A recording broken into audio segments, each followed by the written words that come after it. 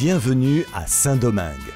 Située sur la côte sud, elle est la capitale de la République dominicaine. Fondée en 1496, elle est d'ailleurs la plus ancienne capitale du Nouveau Monde. La vieille ville coloniale, qui a été classée au patrimoine mondial de l'UNESCO, est une des plus agréables. Dans ses rues historiques, vous découvrirez de superbes demeures colorées du début du XVIe siècle. Dans le parc Colomb, touristes et dominicains se côtoient.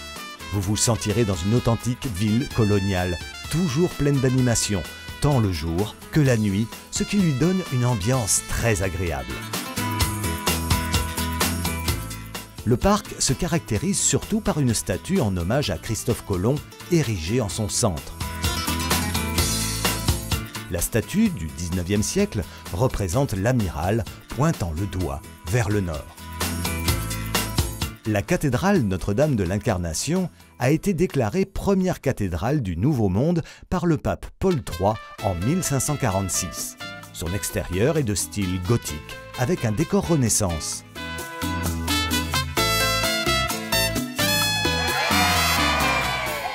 En République dominicaine, les écoliers sont reconnaissables à leur uniforme, chemise bleu ciel et jupe ou pantalon kaki clair.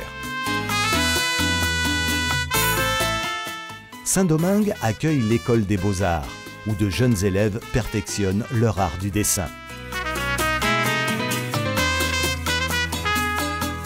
Avec une vue imprenable sur la mer des Caraïbes, l'avenue du Malecón de Saint-Domingue ou avenue George Washington concentre les principaux hôtels d'affaires de la ville.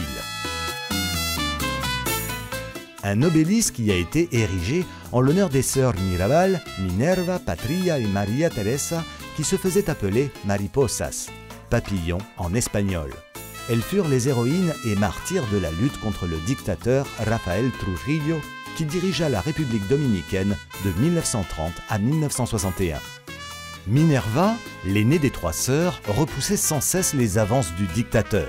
Trujillo fit donc assassiner celle-ci à coups de machette le 25 novembre 1960. Depuis, l'UNESCO a désigné cette date comme la Journée internationale pour l'élimination de la violence à l'égard des femmes.